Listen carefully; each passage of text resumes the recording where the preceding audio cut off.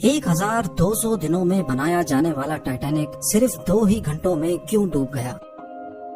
10 April 1912 یہ وہ دن تھا جب دنیا کا سب سے بڑا اور مہنگا ترین بحری جہاز ٹائٹینک اپنے پہلے سفر کے آغاز کے لیے بالکل تیار تھا۔ اس دن اٹلانٹک اوشن بے حد پرسکون تھا اور سمندری طوفان آنے کا دور دور تک کوئی چانس نہیں تھا۔ جہاز میں 1500 پیسنجر سوار بھی ہو چکے تھے اور لاکھوں لوگ ڈاک پر ٹائٹینک کے پہلے سفر کا آغاز دیکھنے کے لیے کھڑے تھے۔ نہ ہی پیسنجرز کو، نہ ہی الوداع کرنے والے لاکھوں لوگوں کو اور نہ ہی ٹائٹینک کے عملے کو معلوم تھا کہ جو جہاز کچھ ہی دیر میں روانہ ہونے والا ہے اس کو بناتے وقت 6 ایسی غلطیاں کی گئی ہیں جو اس جہاز کو بدترین حادثے سب سے لگژری اور سب سے طاقتور جہاز ٹائٹینک کی 6 ایسی غلطیاں جو اگر نہ کی جاتی تو شاید آج ٹائٹینک کریش ہونے کی وجہ سے نہیں بلکہ اپنی کامیابی کی وجہ سے دنیا میں فیمس ہوتا۔ آخر ایسی کون سی 6 غلطیاں تھیں جو 40 سال ایکسپیرینس رکھنے والے ٹائٹینک کے کیپٹن ایڈورڈ اسمتھ کو بھی نظر نہیں آئی؟ کیپٹن کے 40 سال کے ایکسپیرینس کو تو چھوڑیں، یہ غلطیاں ٹائٹینک آپریٹ کرنے والی کمپنی دی وائٹ اسٹار لائن جس کو 107 شپس آپریٹ کرنے کا ایکسپیرینس تھا ان کو بھی نظر نہیں آئیں۔ اور تو اور یہ غلطیاں ٹائٹینک مینوفیکچر کرنے والی کمپنی ہالینڈ اینڈ وولف کو بھی نظر نہیں آئیں جنہوں نے صرف ٹائٹینک سے پہلے ہی 500 سے زیادہ شپس مینوفیکچر کی تھی۔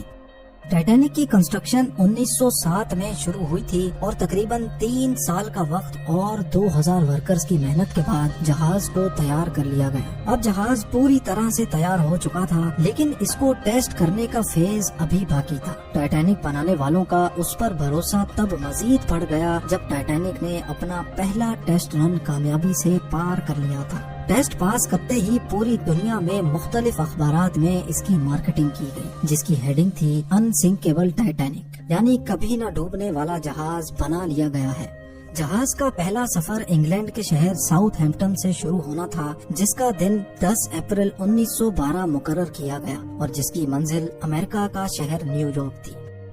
ٹائٹینک کے اکنومی پورشن میں سفر کرنے کی قیمت $30 جبکہ فرسٹ کلاس میں سفر کرنے کی $150 تھی جو آج کے دور میں 3,40,000 روپے بنتے ہیں۔ اس مارکیٹنگ کے نتیجے میں یکا یک ساری ٹکٹس بک کر لی گئی اور آخر کار وہ دن آ ہی گیا جب ٹائٹینک اپنے پہلے سفر کا آغاز کرنے والی تھی۔ مسٹیک نمبر 1، دوپہر کو ٹھیک 12 بجے ٹائٹینک نے اپنے پہلے سفر کا آغاز کر دیا اور ساتھ ہی ٹائٹینک کی غلطیاں سامنے آنا شروع ہو گئیں۔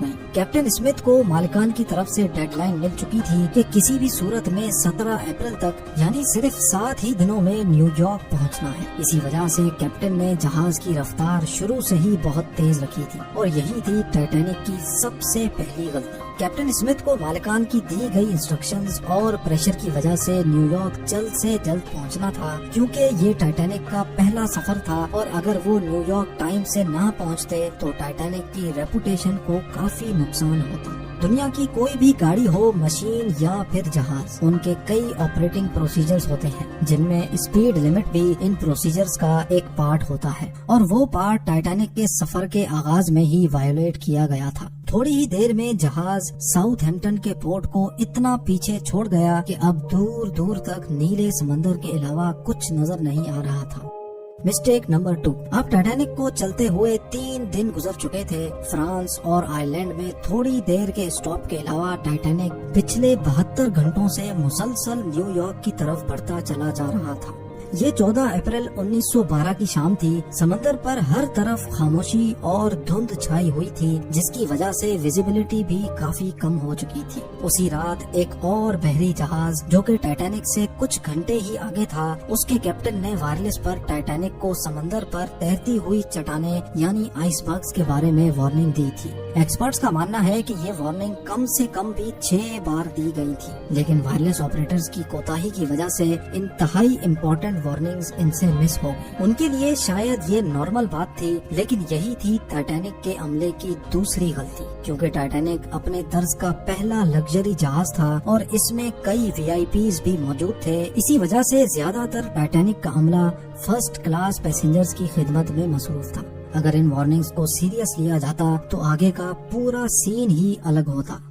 مسٹیک نمبر 3، جہاز کی اسپیڈ بھی زیادہ تھی اور ان سے ایک بہت امپورٹنٹ وارننگ بھی مس ہو چکی تھی۔ ٹائٹینک اب تیزی سے انتہائی بے خوف انداز میں آئس برگ کی رینج میں بڑھتا چلا جا رہا تھا، لیکن ابھی بھی ٹائٹینک کو حادثے سے بچایا جا سکتا تھا کیونکہ جہاز کے پہرے دار الرٹ تھے جو کسی بھی آئس برگ کی اطلاع دور سے دیکھنے پر ہی کیپٹن کو دینے کے لیے ریڈی تھے۔ لیکن دور سے دیکھنے کے لیے ان کے پاس ایک چیز موجود ہی نہیں تھی اور وہ چیز تھی دوربین۔ جی ہاں، پہرے دار الرٹ تو تھے لیکن وہ آئس برگ کو دوربین نہ ہونے کی وجہ سے دور سے نہیں دیکھ سکے، اور یہی تھی ٹائٹینک کی تیسری غلطی۔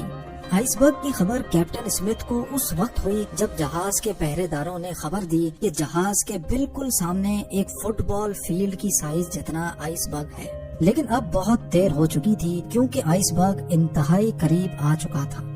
مسٹیک نمبر 4، کیونکہ اٹلانٹک اوشن میں اکثر شپس کو ایسے آئس برگز کا سامنا کرنا پڑتا ہے جس کو بڑے بڑے بحری جہاز آرام سے ہینڈل کر لیتے ہیں، شاید کیپٹن اسمتھ نے بھی یہی سوچا تھا۔ آئس برگ کی خبر ملتے ہی کیپٹن اسمتھ نے جہاز کے انجن بند کرنے کا حکم دیا اور ساتھ ہی ٹائٹینک کا رخ بدلنے کا بھی آرڈر دیا۔ بے شک کیپٹن اسمتھ نے آئس برگ سے بچنے کی بہت کوشش کی، لیکن فاصلہ اتنا کم رہ گیا تھا کہ کچھ بھی کرنا فضول ثابت ہوا۔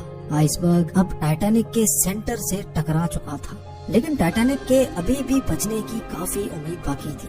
یہ امید باقی رہ گئی تھی کہ شاید آئس برگ جہاز کی باڈی کو نقصان نہ پہنچائے یا پھر آئس برگ جہاز سے ٹکراتے ہی خود ہی ٹوٹ جائے، اور شاید ہوتا بھی ایسے ہی اگر ٹائٹینک کی چوتھی غلطی اپنا کام نہ دکھاتی۔ ایکسپرٹس کا ماننا ہے کہ ٹائٹینک کی باڈی پر جو ریوٹس لگی تھی وہ اسٹیل کی نہیں بلکہ کاسٹ آئرن کی بنی تھی۔ ان ریوٹس کا کام لوہے کے بڑے بڑے پیسز کو آپس میں جوڑے رکھنا ہوتا ہے، لیکن چونکہ کاسٹ آئرن اسٹیل سے نرم ہوتا ہے، اسی وجہ سے جس جگہ آئس برگ ٹائٹینک کی باڈی سے ٹکرایا وہاں کے ریوٹس پریشر کی وجہ سے کھل گئے، اور پھر وہی ہوا جس کا ڈر کیپٹن اسمتھ کو تھا۔